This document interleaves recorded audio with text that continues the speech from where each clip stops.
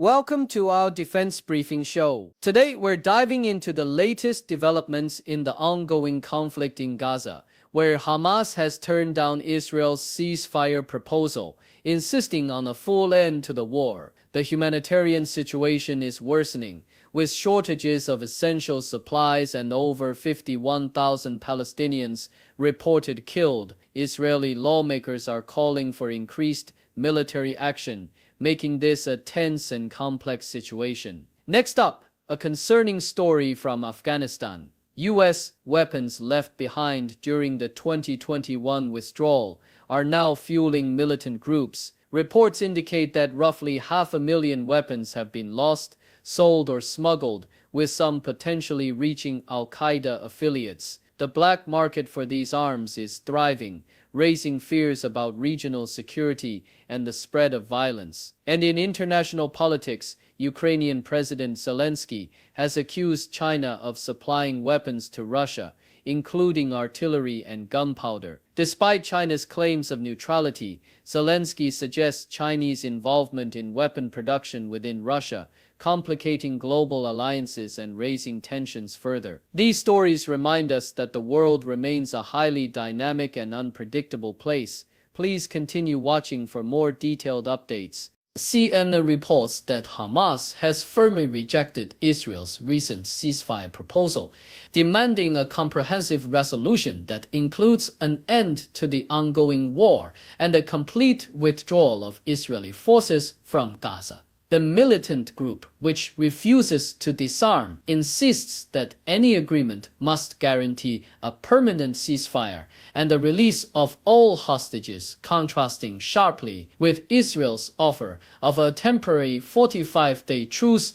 and staged hostage releases. Israeli far-right lawmakers, such as Bezalel Smotrich and Itamar Ben-Gvir, have responded with calls for relentless military escalation, advocating for total victory and the destruction of Hamas. Meanwhile, the UN warns that the humanitarian crisis in Gaza is spiraling out of control, with critical infrastructure destroyed, water supplies depleted, and over 2 million people trapped amid relentless bombardments that have displaced hundreds of thousands and caused nearly 1,700 Palestinian deaths since March. Despite Israel's claims of pressure to force Hamas into surrender, the group remains steadfast, demanding an end to the blockade, the release of all prisoners, and the resumption of negotiations for a broader peace settlement. The ongoing conflict has transformed Gaza into a devastated landscape, with urgent international calls for humanitarian access falling on deaf ears amid escalating violence and suffering. Yahoo US highlights that Hamas continues to reject Israel's latest ceasefire proposal, which does not include an immediate end to hostilities, insisting that partial agreements are unacceptable. Senior Hamas official Khalil al-Hayya emphasized the group's stance that they will not accept a ceasefire that does not lead to a full cessation of the war and the withdrawal of Israeli troops, demands that have been long-standing but remain unfulfilled. The group is reportedly willing to negotiate a deal involving the release of all hostages in exchange for Palestinian prisoners and a comprehensive end to the conflict. But the current draft, which proposes releasing 10 hostages in exchange for a 45-day ceasefire, falls short of Hamas's conditions. Israeli authorities indicate that 24 hostages and 35 bodies are still held in Gaza, adding to the complexity of negotiations. The situation remains tense, with Hamas's refusal to accept partial agreements prolonging the conflict, while Israel continues its military operations and blockade, deepening the humanitarian catastrophe in Gaza. The international community faces mounting concern over the worsening crisis, with no clear path to peace in sight. BBC reports a staggering loss of over 500,000 US-made weapons in Afghanistan following the Taliban's takeover in 2021. These weapons, including M4 and M16 rifles, were either abandoned by fleeing Afghan soldiers, left behind by US forces, or sold on the black market, with some ending up in the hands of militant groups like Al-Qaeda affiliates and the Taliban itself. Despite official claims from the Taliban that all weapons are securely stored and not smuggled, UN and intelligence sources reveal a thriving black market where local commanders, often with some autonomy, distribute weapons to consolidate power. An open arms market operated openly in Kandahar for a year after the Taliban's return, later shifting to underground channels via WhatsApp. The US government, particularly under President Trump, expressed intentions to recover these weapons, but experts argue that such efforts would be futile and costly, given the widespread distribution and the Taliban's growing military capabilities using the seized equipment, including some advanced machinery like Black Hawk helicopters, which remain largely non-operational due to technical limitations. The South China Morning Post details Ukrainian President Volodymyr Zelensky's claims that Ukraine has intelligence indicating China is supplying artillery and gunpowder to Russia, a revelation that threatens to deepen tensions between Kyiv and Beijing. Zelensky suggested that Chinese officials might be involved in producing weapons within Russia, contradicting China's official stance of neutrality and its repeated assurances that it would not supply weapons to Moscow. This accusation comes amid ongoing concerns over Chinese nationals fighting for Russia and Beijing's diplomatic efforts to portray itself as an impartial actor, despite its close political and economic ties with Moscow. China has dismissed allegations as manipulation and hype, emphasizing its legal and diplomatic stance of neutrality. Meanwhile, Ukraine continues to seek international support and has publicly disclosed Chinese prisoners of war fighting alongside Russian forces, highlighting the complex and evolving geopolitical landscape surrounding the Ukraine conflict. The Washington Post reports that the White House has proposed a drastic budget cut that would eliminate funding for Head Start, a vital early childhood education program benefiting over 500,000 low-income children across the United States. This proposal, embedded in a preliminary draft budget, aims to shift control of education to states and parents, asserting that the federal government should not prescribe curricula or standards. The potential loss of funding has already led to closures of Head Start classrooms, depriving vulnerable children of essential services like meals, health screenings, and early learning opportunities. Critics, including the National Head Start Association, warn that such cuts threaten the well-being and future prospects of at-risk children, emphasizing the program's role in providing a level playing field for children facing homelessness, foster care, or economic hardship. Nikkei Asia highlights the geopolitical tension surrounding Australia's ambitious $234 billion plan to acquire nuclear-powered submarines under the AUKUS partnership, which was initially conceived to bolster regional security against China's growing influence. Recent Chinese naval maneuvers, including a live-fire drill that disrupted flights and demonstrated Beijing's military reach, have cast doubt on the reliability of U.S. security guarantees, especially as the Biden administration's policies have faced skepticism under Trump's return to power. Australia's strategic dilemma is compounded by delays in submarine production from U.S. and UK manufacturers, potential funding shortfalls, and political debates over the program's cost and alignment with national interests. Critics warn that dependence on U.S. military support and the uncertain pace of submarine development could leave Australia vulnerable, emphasizing the need for a more independent security strategy.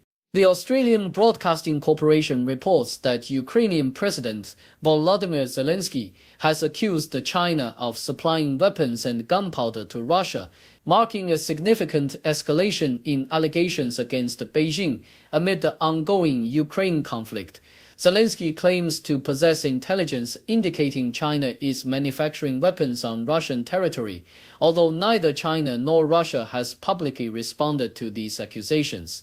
China maintains a stance of neutrality, denying involvement and emphasizing its support for a peaceful resolution. Meanwhile, Zelensky's comments come amid diplomatic efforts by the US and its allies to find pathways to end the war, with US officials and President Trump expressing mixed views about Ukraine's leadership and the conflict's trajectory. The allegations deepen concerns over China's role and the complex web of international interests influencing the war's dynamics.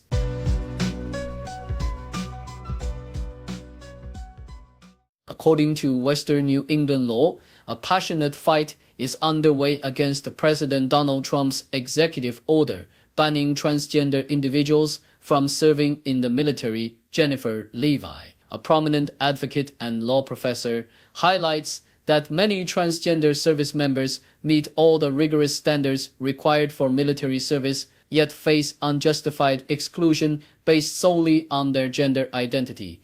Levi and her colleagues have filed a lawsuit representing 6 transgender service members, including Nicholas Talbot, who emphasizes that his transgender identity does not affect his dedication or ability to perform his duties. A federal judge initially blocked Trump's order, citing potential violations of constitutional rights, but the legal battle continues with appeals and other lawsuits, raising the possibility of it reaching the Supreme Court. Levi laments the profound impact of the ban, which has led to the administrative separation of service members and undermines the integrity of those who have risked their lives for the nation. Despite these setbacks, Levi remains hopeful, asserting that the principles of justice and equality enshrined in the Constitution remain vital, especially during challenging political times. Foreign policy sheds light on the broader erosion of expertise in U.S. national security under Trump's leadership. The article recounts that America's reliance on trained military and diplomatic experts has historically been central to its global power, with institutions like West Point and the Naval War College playing crucial roles in cultivating strategic talent.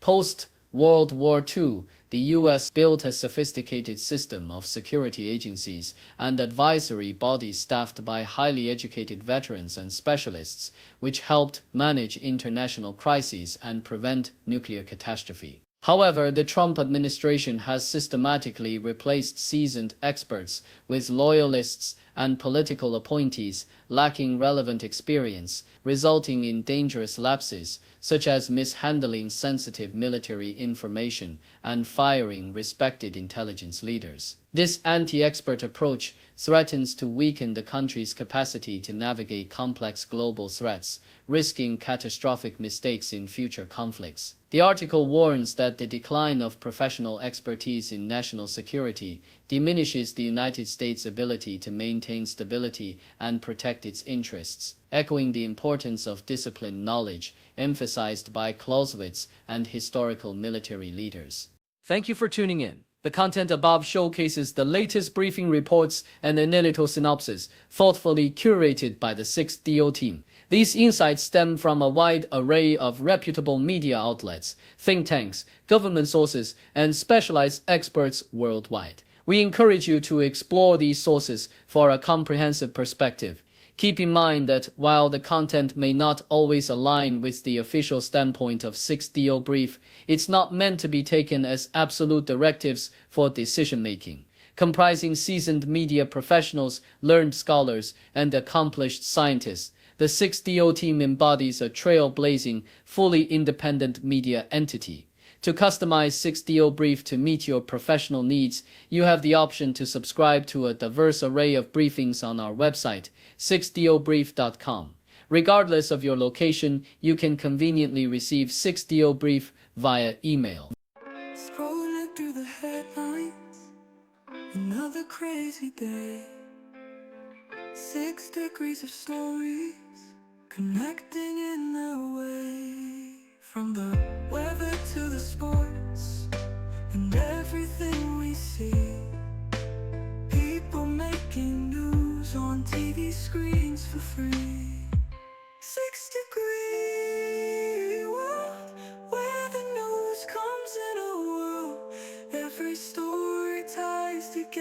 like a ribbon in a twirl. Sit back and watch it all.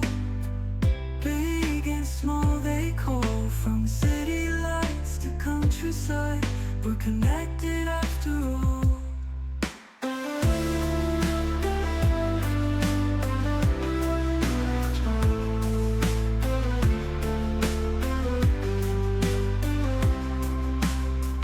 A laugh, a cry, a sigh. News is flying high. From city lights to countryside, we're connected after all.